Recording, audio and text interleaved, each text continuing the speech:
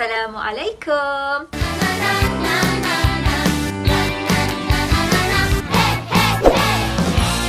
Hidup penuh semangat. Bertemu lagi kita dalam rancangan Memuji Kekli. I got my city on my back, my homies on my back. Baiklah, seperti yang saya janjikan sebelum ni, saya nak buat ulasan buku mengenai buku Keklik ni. Hari tu nak buat tapi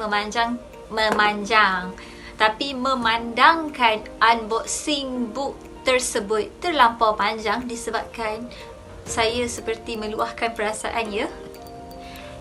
Jadi disebabkan kita tak nak terlampau panjang seperti pada video yang pertama, kita akan terus masuk ke bahagian pengenalan buku ini.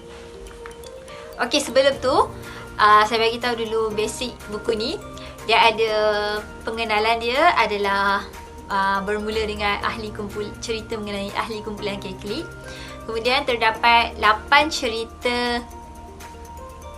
cerita mengisahkan setiap individu ahli Keklik, dan yang terakhir sekali kembali kepada ahli kumpulan Keklik. Okey, pada bahagian belakang sekali buku terdapat gambar-gambar mereka. Okey, selalu kalau kita baca buku-buku yang jenis penulisan cerita-cerita realiti seseorang, kita akan dapat satu cerita mungkin daripada dia lahir atau daripada dia sekolah rendah, sekolah menengah, kemudian sambung satu cerita yang berkesinambungan. Tetapi dalam buku Keklik, setiap seorang punya cerita pun semua cerita ialah cerita yang dia berkesinambungan juga, tapi dia bukan terus berkesinambungan, dia cerita pilihan. Walaupun cerita dia cerita pilihan macam tu, sebenarnya saya terus katakan pada minit yang ketiga ini, ianya menarik. Okay, so kita teruskan kepada bahagian pengenalan. Saya tulis note tau. Wow, dahsyat. Okay, bahagian pengenalan dia, mula-mula sekali dia cerita tentang macam mana Keklik tertubuh, ataupun macam mana datangnya nama Keklik ini. So kalau korang nak tahu, korang boleh baca. Tapi yang tu basic, mungkin kalau korang pergi tengok mana-mana interview diorang dekat YouTube pun ada cakap. Dalam buku ni dia cerita juga lagi. Kemudian dia bagi tahu satu ayat slogan diorang. Yang ni pun kalau korang dekat interview, korang ada dengar mana-mana. Ada ke tak Tapi saya rasa macam pernah ada. Tapi walau bagaimana kat buku ni ada tulis juga, brotherhood kami kuat bukan kerana muzik, tetapi muzik kami kuat kerana brotherhood kami. Kemudian dia orang ceritakan lagi di bahagian peta pengenalan ini mengenai impian peribadi, maksudnya impian diorang, impian keluarga diorang, dan semestinya satu impian besar diorang. Saya bagi hint, impian besar diorang ialah berkaitan dengan program yang sedang berlangsung sekarang di TV3, dan itu menjadi semestinya impian setiap penyanyi, komposer, pembuat lirik. Okay, itu impian terbesar. So itu hintnya. Okay. Kemudian kita terus kepada masuk cerita individu yang pertama, ahli yang pertama, iaitu Muhammad Hairi Amin bin Hamdan. Ni paling famous. So siapa yang mengenali Keklik dan khususnya sesiapa yang peminat Muhammad Hairi bin Hamdan mestilah kenal. Nama pentasnya ialah MK. Ku tak nak berhenti selagi tak cukup hasilku. Doa berkat dan waktu yang aku perlu. Aku perlu, jangan risau tenagaku. Cukup hasrat dan impianku, pandu laju. Ya aku yakin aku mampu. Aku yakin aku mampu. So dalam cerita MK ni, dia cerita masa dia mula sekali dia cerita masa dia sekolah menengah kalau tak silap. Kemudian dia cerita tentang minat, hobi dia. Kemudian beberapa peristiwa sebelum diorang menjadi artis mainstream macam itulah. Sebelum diorang menjadi, sebab diorang basically start daripada underground kan. So sebelum diorang masuk bidang sebelum diorang masuk mainstream. Kemudian dalam cerita MK ni, saya tak boleh bagi lebih-lebih nanti saya spoiler terus. dalam cerita MK ni, apa yang saya boleh cakap, kalau korang pernah baca buku Selamat Tinggal Purnama Termain Abdullah, korang boleh relate dengan apa yang MK ceritakan dalam satu bahagian dalam cerita dia. Memang sangat boleh korang relate kan. Sebab buku Selamat Tinggal Purnama ni dia cerita pasal kisah seorang artis. Dan kalau korang baca buku Keklik bahagian MK tu, memang automatik korang akan relate dengan buku ni, buku Selamat Tinggal Purnama. So saya cadangkan korang belilah buku ini sekali. Okay? Sebab dia macam ni, untuk korang berfikir, berhusnuzon dengan orang, berhusnuzon dengan kerjaya mereka. Memang buku Termain Abdullah ni sangat disarankan untuk baca. Okay, kembali kepada MK.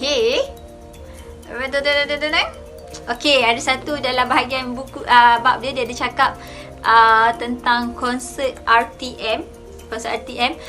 Which is I want to know, adakah konsert RTM yang dia maksudkan sewaktu konsert RTM yang bersama Floor 88 itu? Sebab kalau dia maksudkan itu, saya cuma nak bagi tahu saya ada ketika itu. Dan memang ketika itu terbukti Dewan tu penuh orang. Dan ya, masa tu masa tu saya menganalisis ya, orang menunggu lagu Hutang dan juga orang menunggu persembahan Keklik. Masa tu ada Arwah Johari sekali juga. Kemudian lepas cerita MK, kita pergi ke ahli yang kedua, menceritakan tentang seorang ahli Keklik yang keistimewaan dia lah, saya rasa. Kalau MK tadi mungkin yang orang kata paling terkenal lah dalam Keklik kan. Dan kita pun memang dalam sebuah kumpulan memang kena ada seorang yang terkenal untuk menaikkan nama. So benda tu tak ada masalah pun sebenarnya. Okay, yang kedua ni, pada pendapat saya, kelebihan dia ialah bila dia rap bahasa Inggeris. Rap bahasa Inggeris dia, kalau mengikut telinga saya lah, saya suka dengar. Dan kalau dengar dalam Keklik dia nyanyi pun, kalau ada setengah part tu macam bunyi-bunyi Inggeris tu, dah kenal dah siapa dia. So itu ialah Farid PF Farid PF. Back on the phony now, let the Glock gonna hit your bando. I see got a new gang in town. Get a ghost, get a coast, rest involved. Who play him like a banjo. Who pull him on the dance floor. Kita shooting ice, kita moving slice. Berjari mata putera di hati. Patah keris salam banyak satu mati. Your lady love my ice, bro. Stereotyping so Malay, archipelago do. Give me back my 63. Flow for terrorism. Kombinasi tengok sini testimoni evolusi, kasih paralyze them. Okay, dalam cerita Farid PF ni ada banyak, tapi saya pilih satu yang menarik. Dalam cerita Farid PF ni, apa yang menarik sekali bila dia sebutkan nama seorang guru dia. Which is saya rasa kalau saya cikgu kepada Farid ni, saya rasa sangat terharu sebab dia masih ingat jasa cikgu dia tu, yang boleh dikatakan cikgu dia tu antara penyuntik semangat untuk dia menjadi lebih baik. Farid PF ni boleh saya katakan berdasarkan cerita dia, dia mempunyai yelah, dalam setiap ibu bapa mana yang tak nak anaknya menyambungkan pelajaran kan. So Farid antara orang yang dapat menyambung pelajaran dia, tapi macam mana dia sambung, dekat mana dia sambung, saya tak boleh nak ceritakan. Dan macam mana pengakhiran dia waktu dia sambung belajar tu pun saya tak ceritakan. Tapi kalau korang nak tahu, korang boleh baca, which is saya rasa menarik juga. Okay, tapi paling saya suka sangat masa dia sebut nama cikgu dia tu lah. Sangat terharu. Okay, kemudian yang ketiga. Yang ketiga ni specialnya dia, kalau korang perasan, mungkin lepas, selama ni korang tak perasan, tapi lepas ni korang boleh perasan, dalam lagu Keklik, kalau perasan, pendapat saya lah, lirik dia antara lirik yang menggunakan rima akhir yang cantik. Dan kebanyakan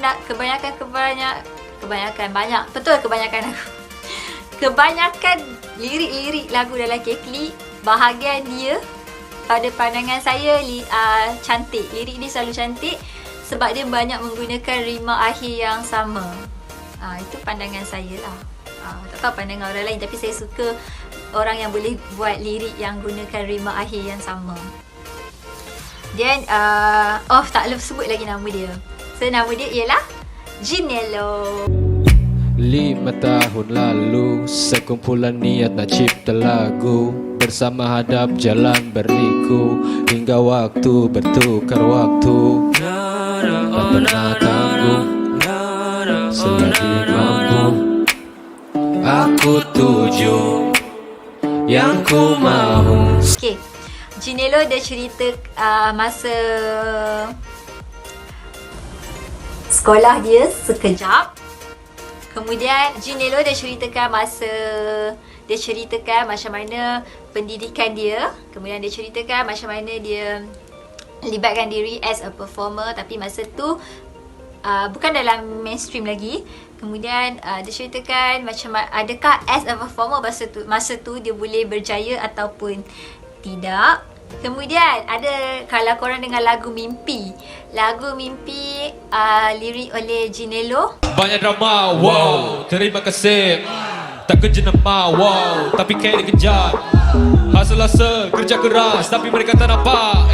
Mata-mata mereka buta, jadi biar gerakku jadi sejarah. Dulu cakap Ji, kau tak akan kemana. Aku tanya Ji, kau ada di mana? Pandang rendah Ji, sekarang siapa gila? Jangan bilang Ji, kita ni kawan lama. Itu ialah cerita dia di dalam buku ini. Sebab saya baca cerita Jinelo dulu, lepas belakang tu ada tulis lirik, so I can relate to that. Okay, so itulah cerita Jinelo. Seterusnya, dah orang keberapa dah ya? 1, 2, 3. Orang keempat. Orang keempat ni, ciri-ciri dia ialah seorang yang sangatlah pendiam, pemalu. Tapi kalau dekat dalam MV ke klip, dialah yang seperti misteri. Dialah seperti menyeramkan, sebab dengan suara dia yang macam mana nak cakap suara dia, tapi dia macam suara dia macam misteri macam tu lah. Dan dia pun memang jenis misteri juga, sebab dia dua perwatakan berbeza bila dia di dalam MV dan di real life dia. Tapi dia ada nyatakan di dalam buku ini why dia macam tu. Okay. Dan orang yang saya maksudkan ialah KDF. Like a flow, zip-zap hit enemy yang toxic. Bagi kejutan elektro hingga paralyzed to stop my static. Enemy spot who execute but get sliced and silakan baris. Dari dulu wiri hati tak jemu-jemu by peace. Okay, KDF pada awalnya dia ada cerita tentang parents dia, apa pekerjaan yang parents dia buat. Kemudian dia ada cerita juga mengenai pendidikan dia, which is tak boleh, nanti kalau saya cerita spoiler. Susah ya nak cerita tapi tak nak spoiler. Okay, dan yang menariknya cerita KDF ni, dia ada buka satu cerita dia, which is saya rasa cerita tu